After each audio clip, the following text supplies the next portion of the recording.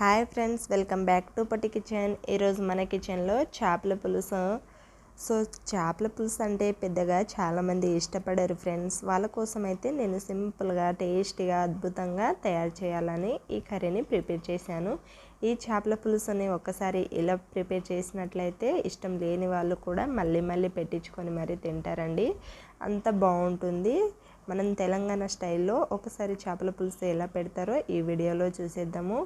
ఇలా కనుక పెట్టినట్లయితే పిల్లల నుండి పెద్దల వరకు కడుపు నిండా కమ్మగా తినేయచ్చు. సో ఎలా ప్రిపేర్ చేయాలన్నది చూసేద్దాం. దీనికోసం నేనైతే 1.5 kg వరకు ఫిష్ని తీసుకున్నాను ఫ్రెండ్స్. దీన్ని అయితే ఫ్రెష్గా 2-3 టైమ్స్ వాష్ చేసి ఉప్పేసి కడిగాను. సో కొన్ని వాటర్ని యాడ్ చేసి దీంట్లో 1 టేబుల్ స్పూన్ ఉప్పుని యాడ్ చేసుకొని ఇలా ఫిషెస్ని యాడ్ చేసుకున్నట్లయితే దీంట్లో ఉన్న డస్ట్ అంతా పోయి నీట్గా ఉంటాయి ఫిష్ ముక్కలు అనేవి. సో ఇలా అయితే ప్రిపేర్ చేసి తీసుకోండి, అయితే చాలా బాగుంటుంది. సో ఇలా ప్రిపేర్ చేసుకున్న నీట్గా కడిగి తీసుకున్న ఫిషెస్ని పక్కన పెట్టేసుకొని స్టవ్ మీద ఒక కడాయి పెట్టుకొని దీంట్లో 2 టేబుల్ స్పూన్ ధనియాలు, 1/2 టీ స్పూన్ మెంతులు, 1/2 టీ స్పూన్ జీలకర్ర, ఒక ఎండుమిర్చి, 5 దాకా వెల్లుల్లి రెమ్మల్ని తీసుకొని దూరగా వేయించుకొని తీసుకోవాలి. దీని సువాసన అనేది మంచి ఫ్లేవర్ వచ్చేంత వరకు 1-2 మినిట్స్ పాటు బాగా ఇలా ఫ్రై చేసి తీసుకున్నాక నెరి మాడిపోయేటట్టుగా ఫ్రై చేసుకోకూడదు. సో దూరగా ఫ్రై చేసుకొని స్టవ్ ఆఫ్ చేసి పూర్తిగా చల్లారిపోయాక ఒక బౌల్లో తీసి పక్కన పెట్టేసుకొని దీనికోసం నేనైతే 1 కప్ ఆనియన్స్ని తీసుకొని 3 పచ్చిమిర్చి నీళ్ళ ముక్కలుగా చేసి యాడ్ చేసుకొని దీన్ని ఎంత వీలైతే అంత మెత్తగా గ్రైండ్ చేసి తీసుకోవాలి. సో ఇలా గ్రైండ్ చేసుకున్న ఆనియన్ పేస్ట్ అనేది చూడండి, మనకి ఎంత వీలైతే అంత గ్రైండ్ చేసుకొని ఒక బౌల్లో తీసి పక్కన పెట్టేసేయండి. స్టవ్ మీద మరో కడాయి పెట్టుకొని 3 టేబుల్ స్పూన్ వరకు ఆయిల్ని యాడ్ చేసుకోవాలి. నేనైతే కొంచెం ఎక్కువనే తీసేసుకున్నాను కదా ఫిషెస్, అందుకోసం ఆయిల్ అనేది ఎక్కువ తీసుకుంటున్నాను. సో మీరు క్వాంటిటీని బట్టి యాడ్ చేసుకోవచ్చు. 1 టేబుల్ స్పూన్ జీలకర్ర, ఫ్రెష్గా ఉన్న కొంచెం కరివేపాకుని యాడ్ చేసి మనం గ్రైండ్ చేసుకున్న ఆనియన్ పేస్ట్ని దీంట్లోకి యాడ్ చేసుకోవాలి. ఇలా యాడ్ చేసుకొని అంతా కలుపుకొని ఆనియన్లో ఉన్న పచ్చి వాసన పోయేంత వరకు దీన్ని 2-3 మినిట్స్ పాటు మూత పెట్టి కుక్ చేసుకోవాలి. సో అది కుక్ అయ్యేలోపు మనం వేయించి తీసుకున్న మసాలాని గ్రైండ్ చేసుకుందాము. పౌడర్లా చేసి ప్రిపేర్ చేసుకోవాలి.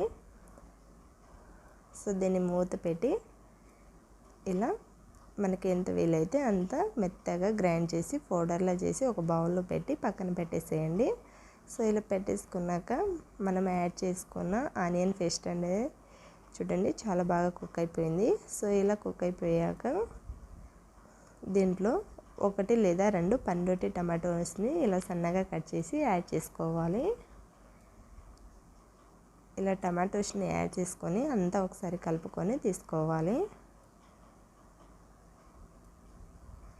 టమాటోస్ అనేది కంప్లీట్గా మగ్గిపోయేంత వరకు మనం వీటిని మగ్గించుకొని తీసుకుంటే సరిపోతుంది. సో దీంట్లోకి 1 టేబుల్ స్పూన్ పసుపుని యాడ్ చేసుకొని ఫ్రెష్గా దంచి పెట్టుకున్న వెల్లుల్లి పేస్ట్ 1 టేబుల్ స్పూన్ యాడ్ చేసుకోవాలి. అల్లం వెల్లుల్లి పేస్ట్ అప్పటికప్పుడు రుబ్బుకొని యాడ్ చేసుకుంటే టేస్ట్ అనేది కర్రీ ఫ్లేవర్ అనేది చాలా బాగుంటుంది ఫ్రెండ్స్. సో దీంట్లో 1 టేబుల్ స్పూన్ సాల్ట్ని కూడా యాడ్ చేసుకొని కారాన్ని యాడ్ చేసుకుంటున్నాను. నేనైతే సుమారుగా 2 టేబుల్ స్పూన్ వరకు తీసుకుంటున్నాను. 1 టేబుల్ స్పూన్ ధనియాల పౌడర్ని కూడా యాడ్ చేసుకోవాలి. సో ఇలా యాడ్ చేసుకొని అంతా ఒకసారి కలుపుకొని తీసుకోవాలి. ఇలా కంప్లీట్గా కలుపుకున్నాక చింతపండు జ్యూస్ని దీంట్లోకి యాడ్ చేసుకోవాలి. సుమారుగా నేనైతే 50 గ్రాముల చింతపండుని ఇలా గుజ్జులా చేసి తీసుకున్నానండి, చింతపండు గుజ్జుని. సో ముందుగా నానబెట్టి ఇలా పులుసు చేసి దీంట్లోకి యాడ్ చేసుకుంటే మనకి చూడండి తిక్కుగా వచ్చేస్తుంది. సో మనకి దీంట్లో కావాల్సిన వాటర్ని యాడ్ చేసుకుందాము. నేనైతే 1 గ్లాస్ వాటర్ని యాడ్ చేసుకుంటున్నాను, ఎందుకంటే నేను ఎక్కువ పీసెస్ తీసుకున్నాను కదా 1.5 kg. సో మీరు కేజీ క్వాంటిటీ 1/2 kg క్వాంటిటీలో తీసుకుంటే వాటర్ అనేది కొంచెం తక్కువ యాడ్ చేసుకుంటే సరిపోతుంది. సో ఇది బాగా మరిగేంత వరకు మరిగించుకొని ఇలా మరుగుతున్న పులుసులోకి మనం ఫ్రెష్గా కడిగి పెట్టుకున్న ఫిష్ ముక్కల్ని యాడ్ చేసుకోవాలి. ఇలా ఒకటొకటిగా యాడ్ చేసుకోవడం వలన అతుక్కోకుండా మనం మళ్ళీ కలిపేటప్పుడు ఇరిగిపోకుండా వస్తాయి. సో ఇలా కంప్లీట్గా ఒకటొకటిగా యాడ్ చేసుకొని తీసుకోవాలి. ఇలా యాడ్ చేసుకొని మనం దీన్ని ఎక్కువ కలపకూడదండి గంటెతోటి. ఇలా నార్మల్గా ఇలా లాస్ట్ నుంచి అయినా మధ్య నుంచి అయినా నార్మల్గా కలుపుకొని తీసుకుంటే సరిపోతుంది. మనం ఎక్కువ కలిపినట్లయితే ముక్కలు పీసెస్గా అయిపోయి సరిగా రాదు మనకి కర్రీ అనేది.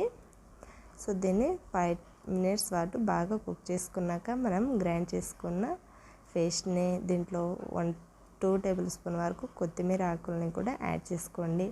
చాలా బాగుంటుంది కొత్తిమీర ఫ్లేవర్ అనేది ఈ ఫిష్ కర్రీకి. సో ఇలా నార్మల్గా కలుపుకొని తీసుకొని 2-3 మినిట్స్ పాటు ఉంచితే సరిపోతుందండి.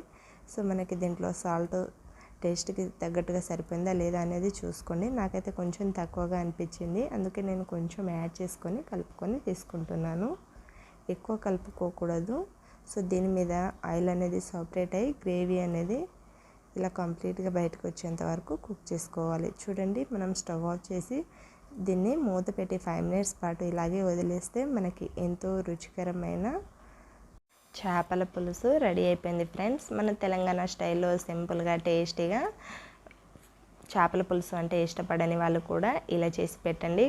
కడుపు నిండా కమ్మగా అందరూ చాలా హ్యాపీగా తినేయచ్చు ఫ్రెండ్స్. వంట రాని వాళ్ళు, ఫస్ట్ టైం చేస్తున్న వాళ్ళు కూడా ఈజీగా చేసుకోగలిగే చేపల పులుసుని సింపుల్గా ఎలా చేయాలో చూసేసాం కదా. సో ఈ టేస్టీ రెసిపీని మీరు ఒకసారి డెఫినెట్గా ట్రై చేయండి. ట్రై చేశాక మీకు ఎలా కుదిరిందో నాతో కామెంట్ చేసి షేర్ చేయడం మర్చిపోకండి. ఇలాంటి మరిన్ని టేస్టీ రెసిపీస్ కోసం మన పొట్టి కిచెన్ ఛానల్ని తప్పకుండా సబ్స్క్రైబ్ చేసుకోండి. వీడియో నచ్చితే ఒక లైక్ చేయండి, షేర్ చేయండి, ఫ్రెండ్స్కి రిలేటివ్స్కి షేర్ చేయండి. Thank you for watching.